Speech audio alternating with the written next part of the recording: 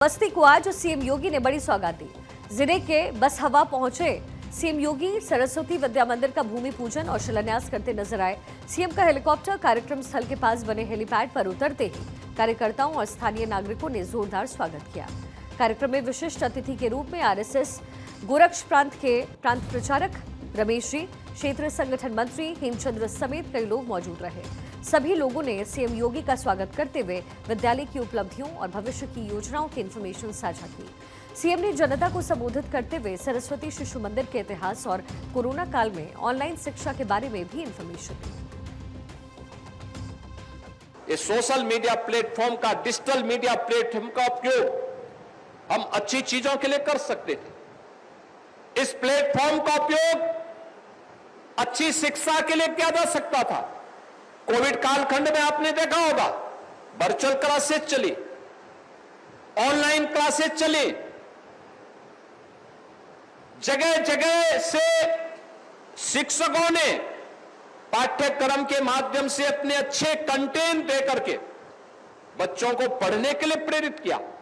एक पक्ष उसका सकारात्मक है, जो सकारात्मक पक्ष है कि कहीं किसी ने अच्छा काम किया, उस अच्छे काम के हमने प्रचार प्रसार किया और प्रचार प्रसार किया तो लोगों के मन में आया कि हाँ, इसने अच्छा काम किया है, हम भी अच्छा करेंगे।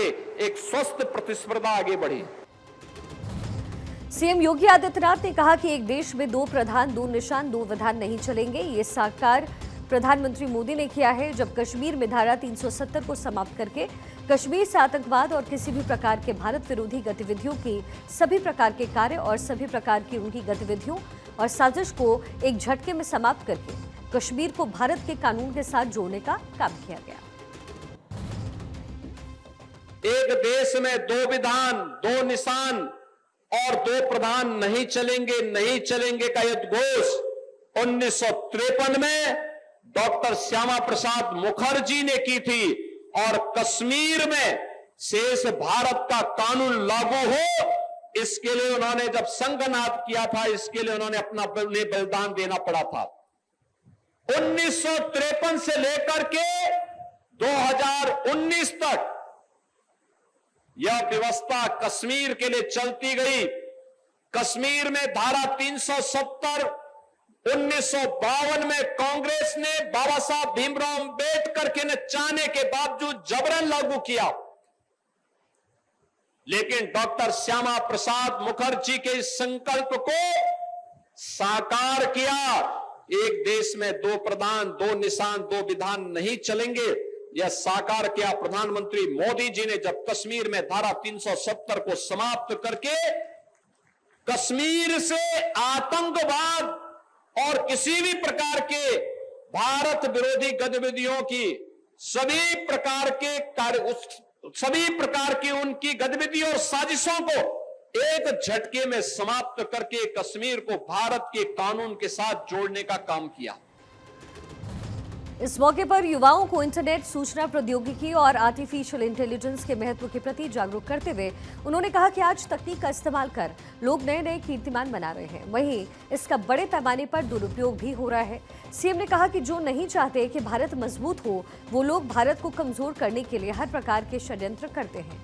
आज का समय सोशल मीडिया का समय है, इसका दुरुपयोग भी हो सकता है और सदुपयोग भी। सोशल मीडिया के प्लेटफॉर्म पर कई बार समाज में भ्रम फैलाने, जाति को जाति से लड़वाने का प्रयास होता है।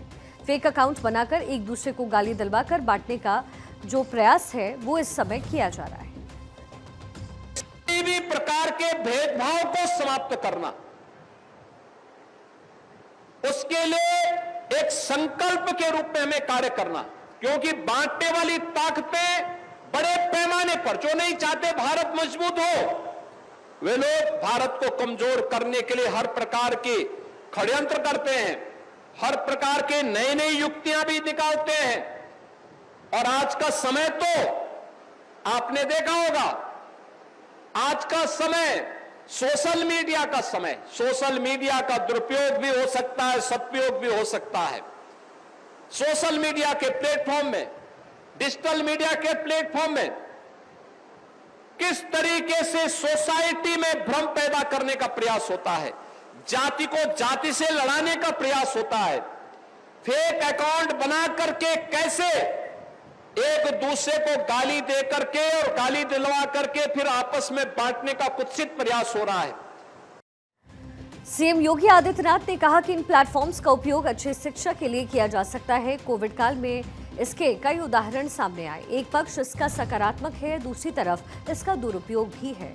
टेक्नोलॉजी हमारे लिए महत्वपूर्ण है, लेकिन जब उसका उपयोग अपने अनुकूल कर सकें, हम टेक्नोलॉजी को अपने समाज और देश के अनुकूल ढालें, ये हमारा दायित्व है। हम उसके दास नहीं बने। सीएम योगी ने युवाओं को साइबर क्राइम और आर्टिफिशियल इंटेलिजेंस के खतरों से भी आगाह किया है। टेक्नोलॉजी का उपयोग उतना हो जो हमारे लिए उपयोगी हो, हमारे पाठ्यक्रम को आगे बढ़ाने में उपयोगी हो, जो हमारे लिए किसी कंपटीशन में आगे बढ़ने के लिए उपयोगी साबित हो, वहां पर तो हमें इसका उपयोग करना चाहिए। लेकिन अगर हम अपने समय का 5 घंटे, 6 घंटे, 4 घंटे केवल सोशल मीडिया प्लेटफॉर्म में देखने में खर्च कर रहे हैं, तो हम अपना समय भी खर्च कर रहे हैं, अपना श्रम भी खर्च कर रहे हैं और अपने शरीर के साथ भी धोखा दे रहे हैं। क्योंकि लगातार आप अगर उसको देखेंगे तो असमय आंखें भी जवाब देने लग जाएंगी। हमें कभी भी इतना समय नहीं देना है।